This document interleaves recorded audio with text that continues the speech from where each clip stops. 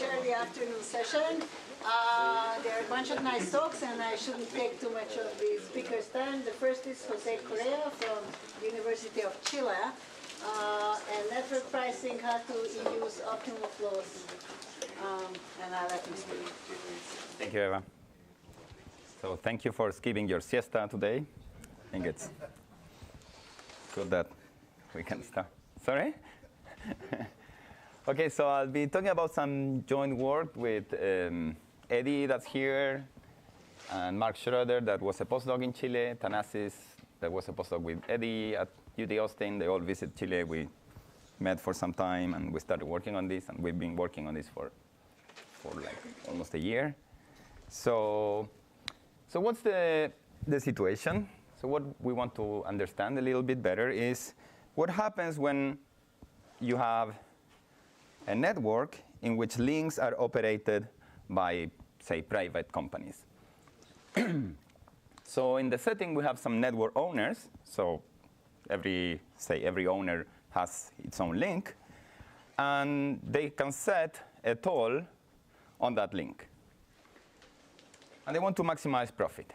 On the other hand, so at the second level, we have travelers that actually pick their best possible choice, so shortest path, including the time it takes to traverse and the toll. And we are in a situation in which there is congestion. So we are again in the congestion game setting. So the more travelers you have on a link, the higher the cost it is. And the toll is just fixed. So it's a per traveler toll. So what's tricky here is that equilibrium on the game on the player sides is on the driver sides, if you want, is well understood. We know a lot about this game. It's been studied in the transportation science literature since the 50s.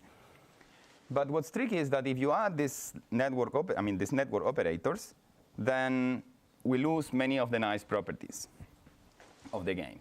In particular, we may have that the game does not have an equilibrium. We may have that either the best responses are just to set higher and higher tolls. We may also have that this does not happen, but the no equilibrium, I mean in pure strategies, okay? So it may also happen that this cycles. So the tolls don't grow forever, but they start to cycle, and I'll show you an example where this happens. Equilibrium may not be unique, and equilibrium may be arbitrarily inefficient. So what we'll try to do is to add some regulation in the game, and what we'll do is to add caps on the maximum toll a link operator can charge. And we'll see that this solution actually resolves all three issues that we have there, I mean, to some extent. So as a motivating example, consider you probably don't know it, but this is Santiago. And this is the highways, the privately operated highways in Santiago, which have been there since the 90s. So they've been constructing different urban highways. And there are several companies that operate these highways. They have to construct them, and then they have to do some maintenance on them, and they can charge tolls. And these tolls are set every, I don't know, year or 2 years, and they are set as caps. So really, these are caps, so the companies can actually lower their tolls if they want. And by lowering the toll, you attract more flow. So it's not completely ridiculous to lower the toll. And an empirical observation is that this basically does not happen. So it only happens on some weekends that companies actually lower the tolls. But if you look at weekdays, like heavy traffic conditions, they never lower the tolls.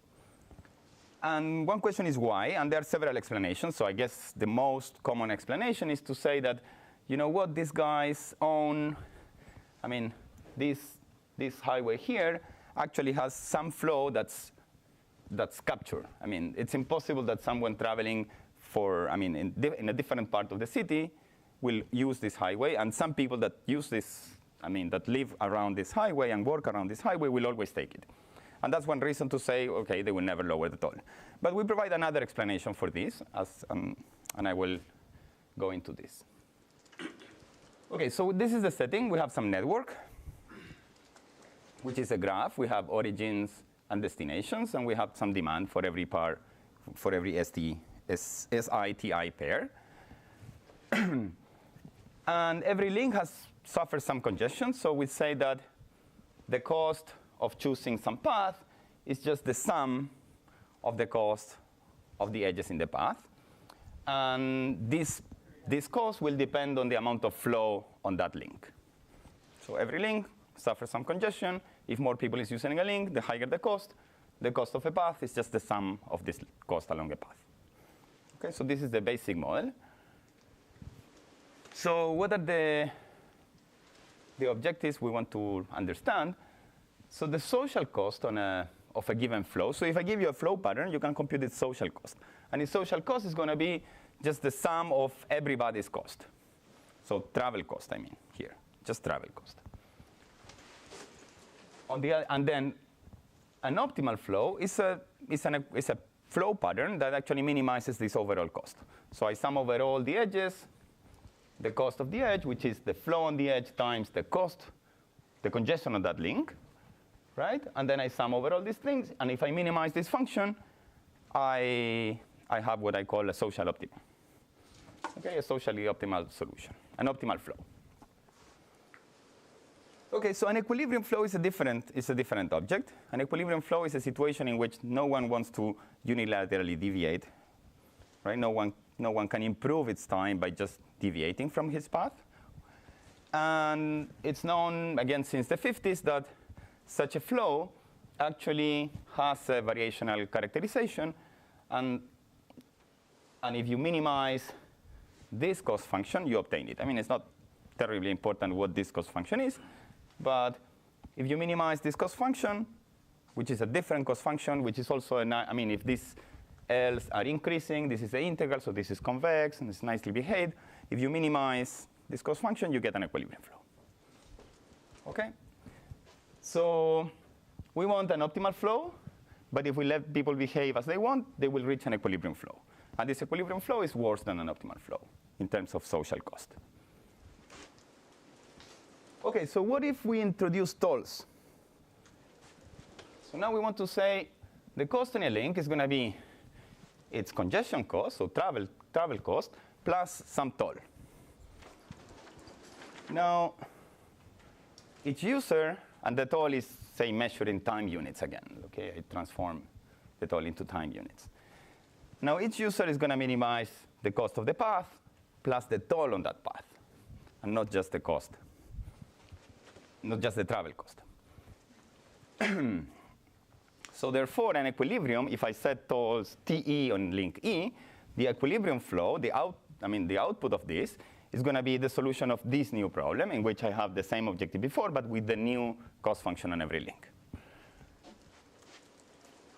And again, an old result says that if you set the tolls to be these marginal tolls, so you put the optimal, you compute your optimal flow, and you compute these quantities in every link, and you set the toll to be exactly this quantity, then the outcome, the equilibrium outcome, is an optimal flow.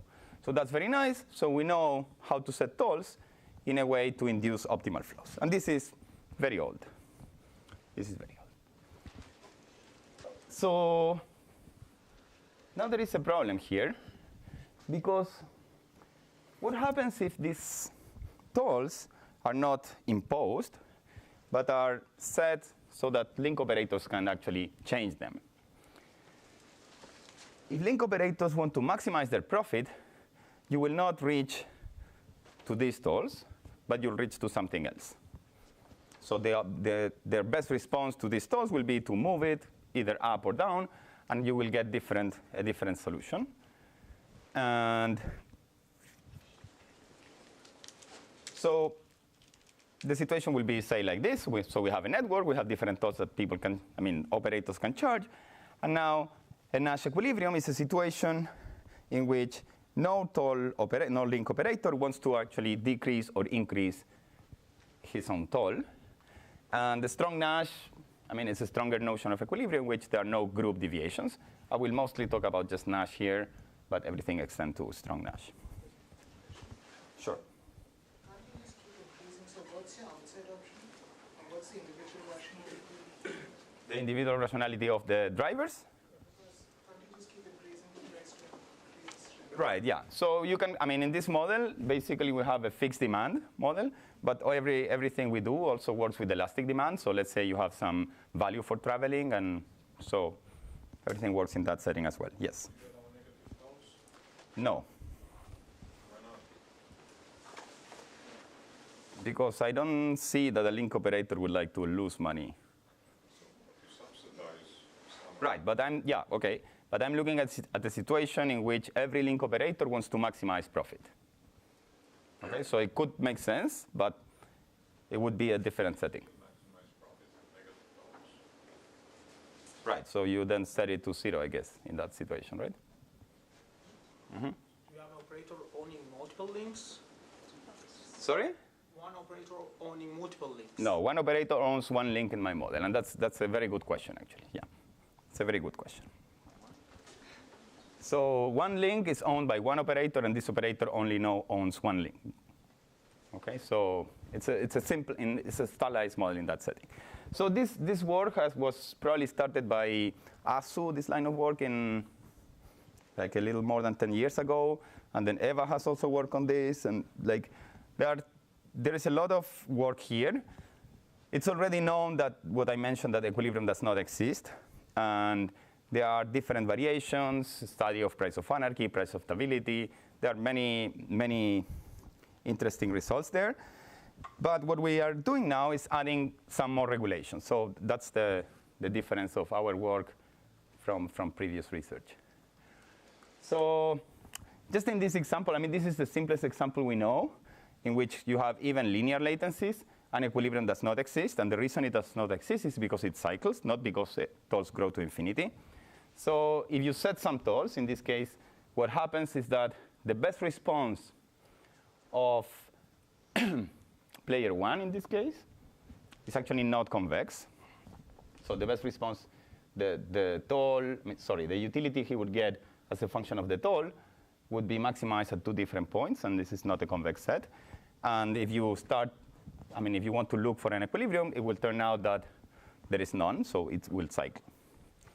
Okay, so no equilibrium. You have also unbounded inefficiency, and you have all this bad behavior. So what we'll do is we'll introduce upper bounds on the toll. So we'll say, you can charge a toll, but up to this quantity. Okay, so the main result that we have is that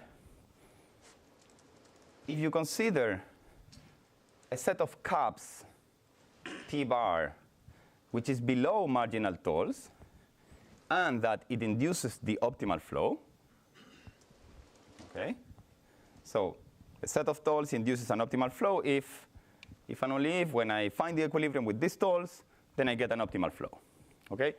Marginal tolls were just one example of this that I mentioned before, but there are many. I mean, the set of tolls that achieves this objective is quite large in general. And now if you take any such set of tolls with the extra condition that they are below the marginal tolls, then you are sure that the equilibrium, that this is going to be a strong Nash equilibrium. Okay?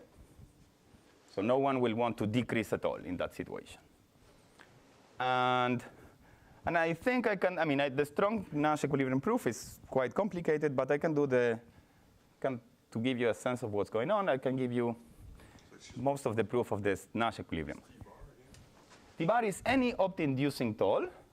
So it's a toll vector that induces an optimal flow and that is below these marginal tolls. Okay?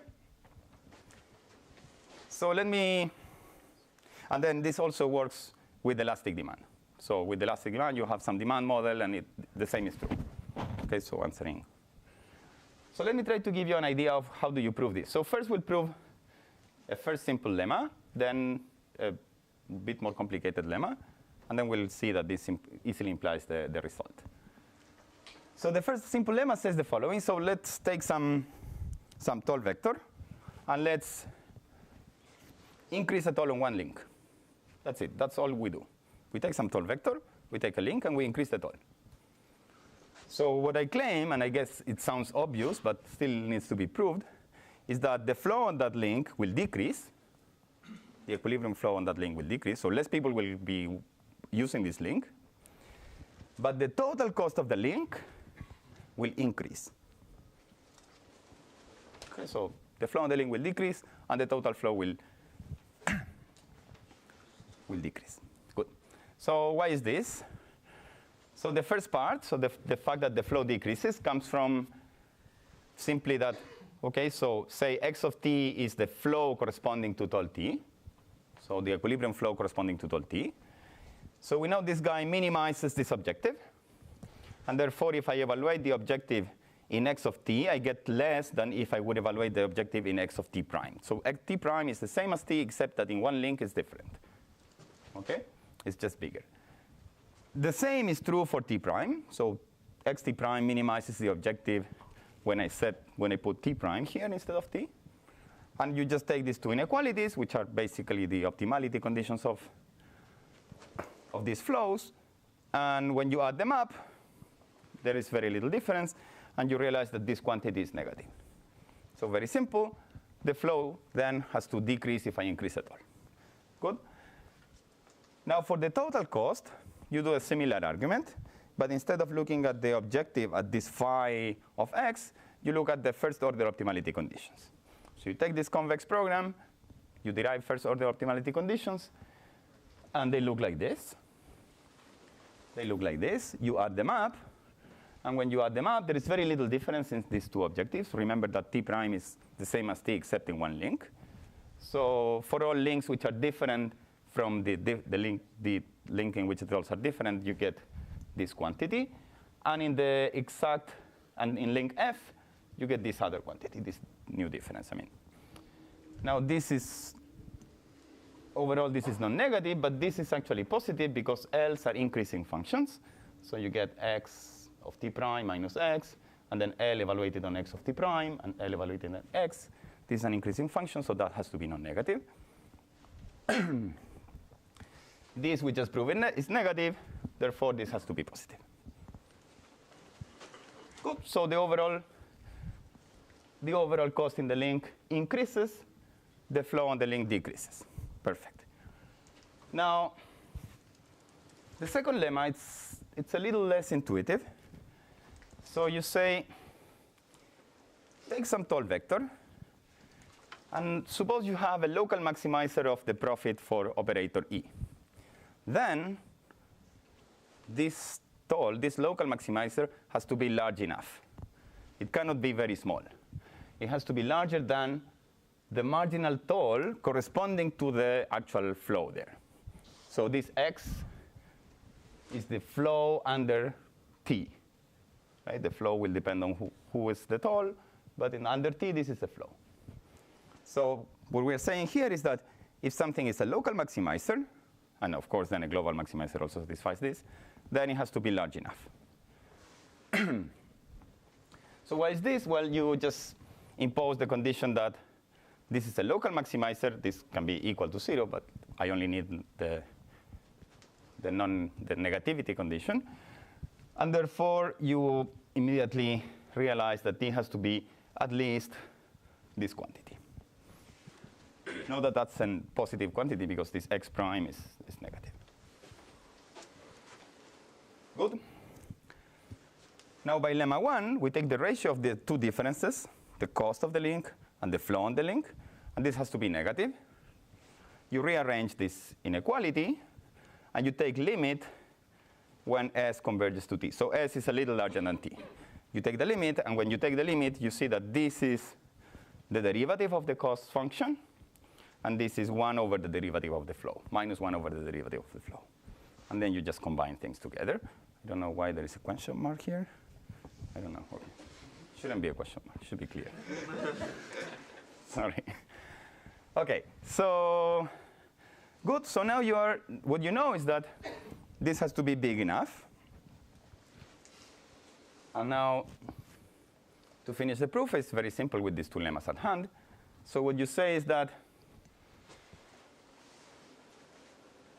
I use the lower bound of the previous lemma. Then I use convexity. So by convexity, I need that L is convex. That's one thing I didn't mention. And now I say I need that it's convex. If it's not convex, the result is not true, actually. So by convexity, this is an increasing function. L prime is an increasing function. And therefore, if I replace it by a lower flow, so T bar is higher, so the flow is lower. I replace it by a lower flow, then I get that this is bigger than this, and this is exactly T hat. Why is this? Because this is an optimal, this toll induces an optimal flow, and therefore x times L prime of x is T hat. So we conclude that if someone wants to deviate to a lower toll, then I am above T hat. But this lower toll was already below T hat, so it cannot be. Perfect, so good. So what's next? Then what do you do next? Perfect, we have this nice characterization, this nice equilibrium. So I'm just wondering, that it's a routing game doesn't matter too much. No. Even the potential functions, so any version of Yeah, absolutely. So now, okay, it's good. We want opt-inducing flows, so we want socially optimal flows. Now we want also that there is an equilibrium, and we have it in the links operator. Fine, so we can set tolls in this way. But which would be a desirable equilibrium? So what we like is to find the set of tolls that induces the optimal flow, but that is and that it is a gap equilibrium, so no one wants to deviate. But also, among all these equilibria, which are many again, we want one that minimizes, say, the payments or the travel or the total cost of the users. So then we turn into this situation. And it turns out, so let me actually do an example that I had, which is a bit easier to understand. So let's say this is my network. Okay, so simple network, my flow, my cost functions are x, and x, 2 and 2. So constant equals to 2, and delay, linear delays in the other 3. And let's say I have 1 unit of flow. If you do the math here, you can realize that the optimal flow is actually to send 1/3 of flow in each of these paths, of the red paths. So I have 3 red paths, and I send 1/3 of unit of flow. Therefore, the flow here is 2/3. So the marginal toll, the derivative of x is 1. The flow is 2/3. So marginal tolls are 2/3, 1/3, 2/3.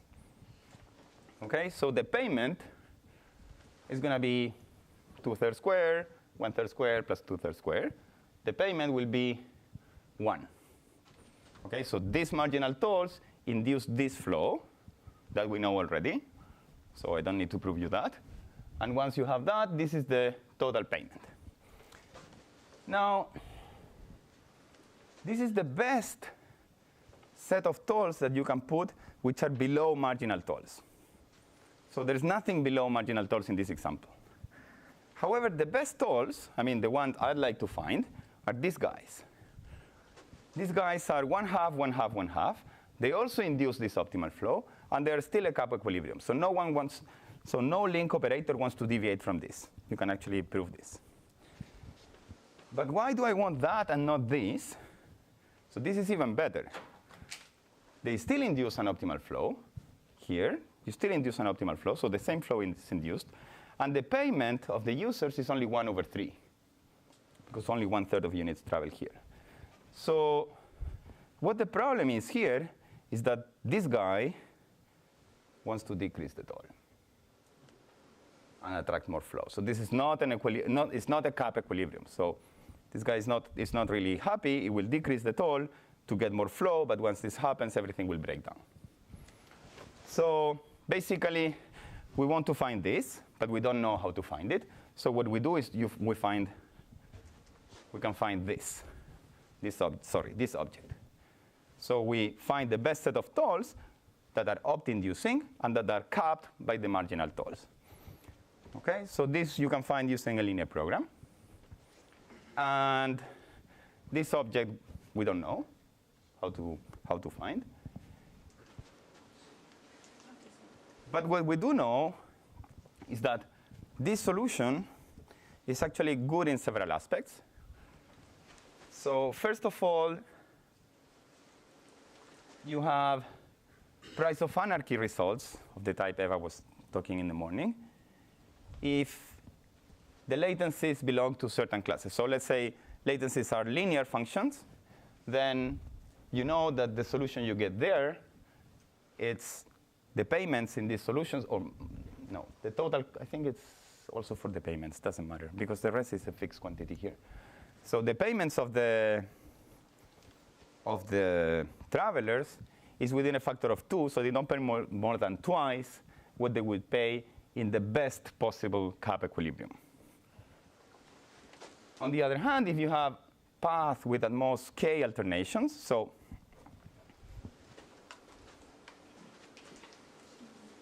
here I have a path, undirected path, like this one, that has what I call one alternation here.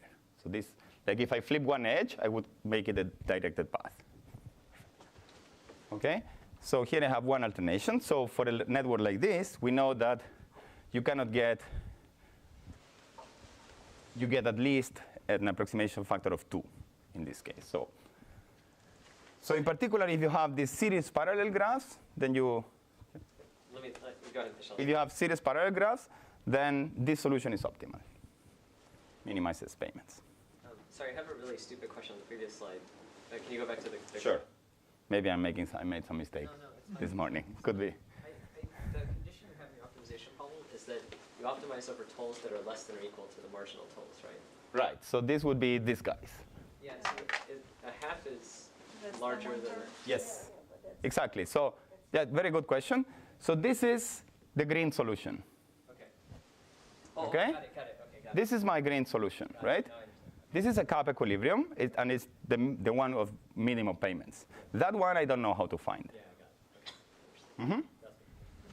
So I don't know how to find this, but I do know how to find this. And what I know is that this is not too far from this. Okay, good. So that wasn't stupid. That's the message, right? No, it was not. No, Thanks. I think it's so. So in particular, then for series parallel graph, we are good. If we have like k alternations, we are approximately optimal. If we know that the latencies have some property, we are again approximately optimal.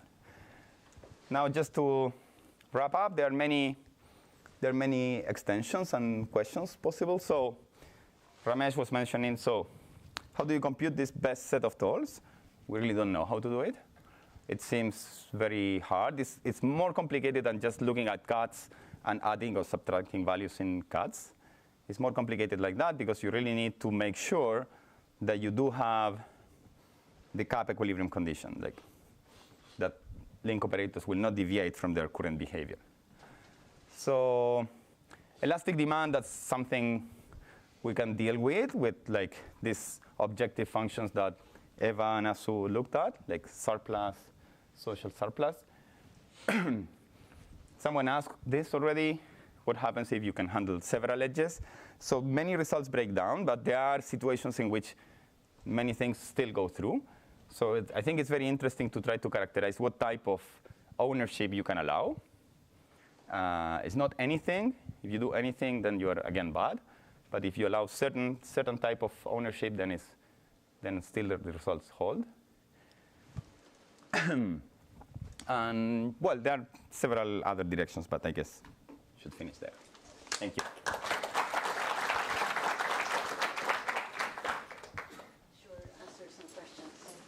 I'm wondering, like, if you allow them to do randomized tolling, Randomized tolling, yeah. suppose that one allowed, then do you still have this lack of, so then you do, No, existence, I guess, then you have, right?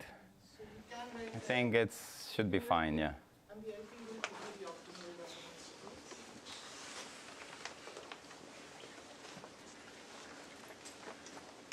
toll. I don't know, to be honest, yeah. But I mean, randomized tolling doesn't really sound. Surely. When you express tolls in time units, you assume that everyone has the same Yeah. functions for Yeah, time that's value? another very good point, yes. We are assuming that, Really? but they don't, yes, I agree.